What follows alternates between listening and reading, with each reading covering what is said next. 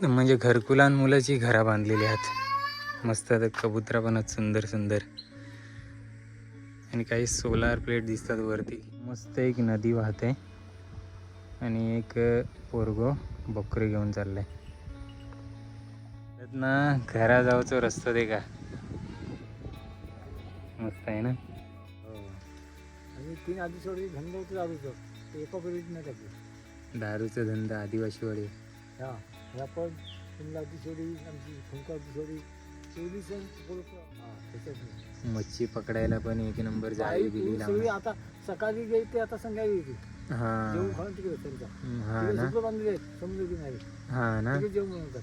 तर आता धरण ना तर तिकडे इथे का आता मस्त गुरा गावात खातात आणि छोटीशी आणि सुंदर डोंगराळ भागात असलेली शिवावरची आदिवासी वाडी. काय गुरांशी आव काय. आज तुम्हाला दाखवणार आहे एक सुंदर आदिवासी वाडी. कारण पाठीमागा एक व्हिडिओ बनवलेली लास्ट टाइम खोंडखोल आदिवासी वाडीची. सो तुम्हाला भरपूर आवडलेली, त्यामुळे मी यावेळेस या वाडीवर राहिले. कोण आहेत काय गावात? गावात माणसं आहेत. कामानिमित्ताने गेलेत, ते दुपारची वेळ आहे.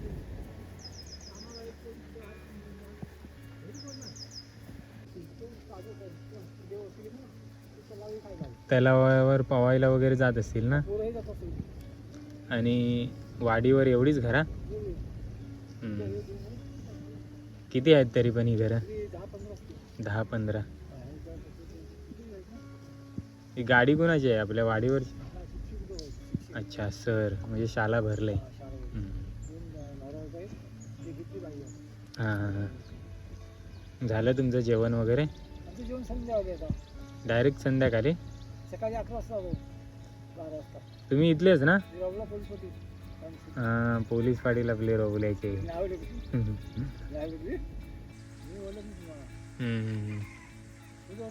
इकडे आपली गुरा घेऊन आलात ना.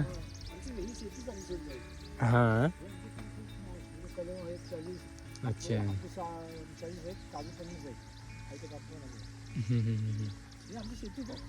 हां ना. रोड पासून अगदी असं रोड पर्यंत अजून आवाज किती मोठी आवाज येऊ शकत नाही. हां ना. मोठी आवाज. वाडीतली घरात एका जरा मस्त मोठी मोठी आहेत.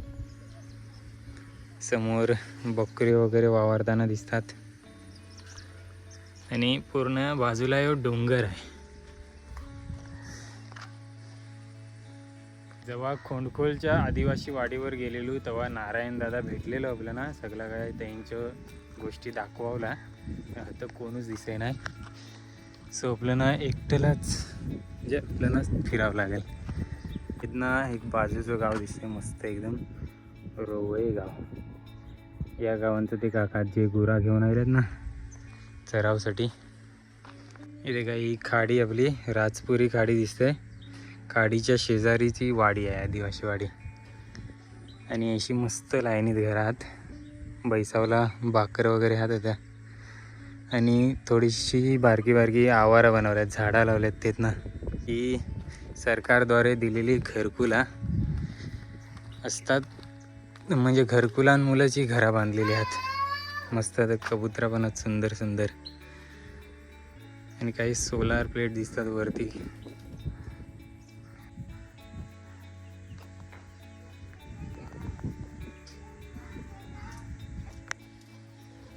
इकडं मस्त छोटी छोटी घरा पण आहेत.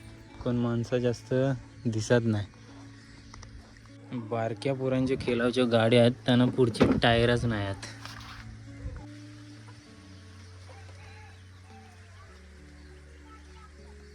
ही छोटीशी आदिवासी वाडी फिरत फिरत जायचो, खालती उतरत आले. आणि इकडे काही बकऱ्यांचं कलप दिसतंय. इथे का बकरी घेऊन आल्यात वाटतं इकडे फिरवावला. आणि पूर्ण डोंगर दिसते आजूबाजूला, फक्त झाडी.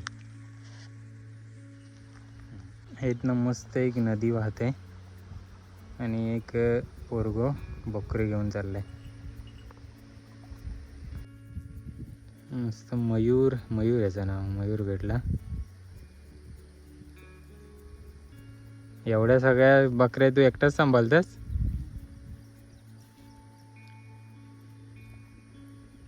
तिकडं पार तिकडं त्या नदीच्या ठिकाणी मला मयूर भेटलो. त्याने सांगला की इकडे शेती आहेत आणि ह्यो रस्ता दाखवला पायवाट. सो आदिवासी लोक शेती पण करतात. शेती त्यांच्या वाडीपासून देखा किती लांब आहे. मना सापडेल का नाही ती याचा शंका आहे. पण मी चाललंय तिकडे.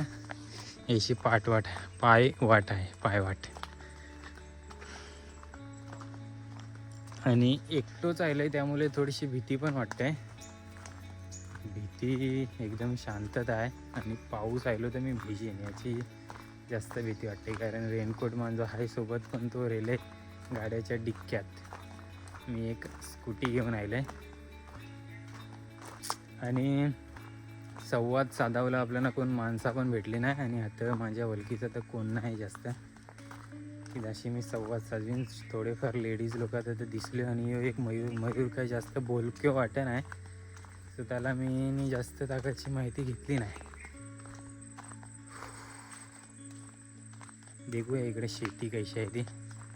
बरीच लांब आहे. आदिवासी लोक भरपूर मेहनती असतात. एवढ्या लांब जाऊन शेती करतात. ते पण मी बरोच चाललंय. ऐसा काहीसा दृश्य आहे. मस्त जंगल दिसते पूर्ण हिरवागार. शेता काही सापडलेत नाही. आता मला थोडीशी शंका यायला लागली की मी बरोबर रस्त्याने तर आयलंय ना की नाही. पायवाटीने तर चाललंय मी यार. या इकडे फक्त गवत वाढलेला दिसतंय. शेता वगैरे काही दिसत नाही.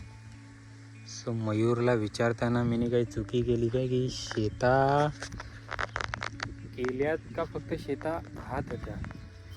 त्या गेल्यावर भेटलो तर कन्फर्म करून घेईन. बाकी बस मी भरपूर चालत आले.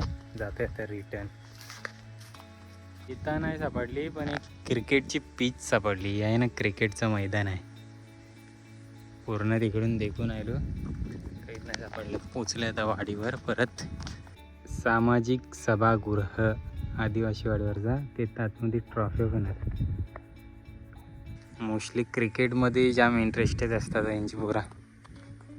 आणि आता एक पाण्याची टाकी दिसते. कारण सरकारने बऱ्यापैकी आता नलांची सुविधा वगैरे केलेली आहे.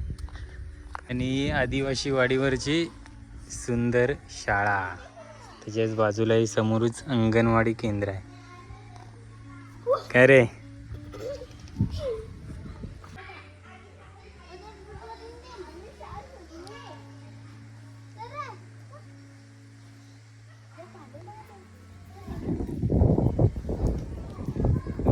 चालत ना घरा जाऊचो रस्ता दे का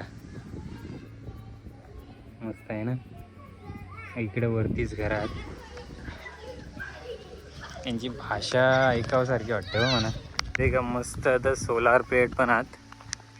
गव्हर्नमेंटद्वारे सोलारने यांना लाईट पुरवली जातं. आणि आहे ना एक बकऱ्यांची गोटी आहे. बकरी सध्या बाहेर आहात पण ऐशी काहीशी आहे. लेंडिओ दिसले म्हणून ओळखली मी. अशा प्रकारे या डांबरी रस्त्याने याचं वरनं जाऊन पूर्ण या रस्त्याने याचं पूर्ण तिकडं पार गेलेलं शेतात एकासाठी. आता बारीक बारीक पावसाने सुरुवात केली आहे. आता गाडी लावली म्हणून जाऊया आता. मस्त एवढं डांबरी रस्ता पण जायले. पहिले इकडे एवढा रस्ता नाही होतो. आणि 3 आदिवासी धंदा होतं दारूचं. ते एका परिस्थिती नाही टाकली. दारूचा धंदा आदिवासी वाडी. हा ह्या पण शिमलाची सोडी आमची फुंकाची सोडी पोलिस पाठी दारू मला माहिती नाही. मी पियाचो संध्याचा विषय. हां काय मला मला माहिती ना. तुम्ही तिकडे जाऊन बघा. आपलं माणूसही टिकवायचं. म्हणजे आता आपल्या वाडीबद्दल काय माहिती आहे काय तुम्हाला? काय इथं किती माणसं राहतात, काय करतात? हे सगळं मच्छीचं वाटत. सगळे मच्छीला जातात ना खाजनात. इथं कोण धंदा धंदा नाही. नाही काय. पूर्वी एक दारूचा होता. आपले रानात ना पण जातात ना ही लोक फळं शोधायला. आपल्या आलब्या, काजू, काजूच्या बिया, आंब विकायला येतात आमच्या गावात पण इथली लोक. काजू आंबा आणतात.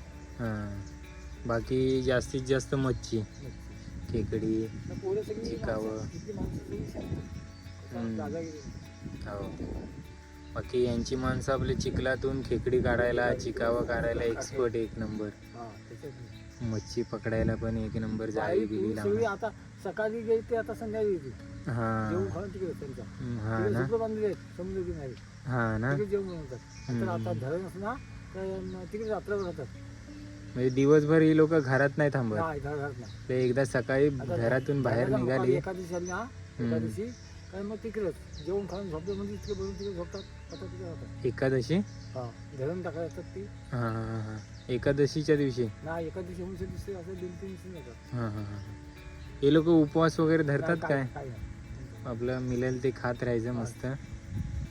बाकी नैसर्गिक निसर्गात यांचा आणि जीव. विषय बाकी इथं कोण तुम्हाला चांगला वाटतंय माणूस आपल्या वाडीवरचा? हा सर्व सर्व चांगली ना, स्वभावाने चांगली. बाबा आणि बाई माणसं असो पुरुष असो पोरं असो कोण असो हा ना. सर्व म्हणजे तुमचे संबंध कसे काय इथं? हा इथं काय शेतीची काय सगळी शेतावर पण येतात काम करायला इथली? तुमच्या शेतावर? बाकी ह्या लोकांची शेतं आहेत का नाही? काय शेतीची शेता नाही. तो भेटलेला एक बकरी घेऊन तिथं पोरगा भेटला, तो सांगत होता शेत आहेत पुढं. मी बघायला गेलो तिकडे, नाही शेती काहीच नाही सापडली. तिथं खोंडकोलला कोण तो नारायण दादा करतो. हा, तो करतो हम्म. 1-2 दारी झाली बरं आहे. हे आमची पहिल्यापासून आमची भैवड तिथं हम्म. जी आपली रोवला गाव आणि वाडी आमची एकच. एकत्र सगळे असतात ना. आपली ग्रामपंचायत पण हा, एकच. एकच. रोवे ग्रामपंचायत. बाकी आमच्या पूर्वीपासून आमच्या आई वडिलापासून आजोबापासून आमची संघटना यांची संबंध चांगले हा ना.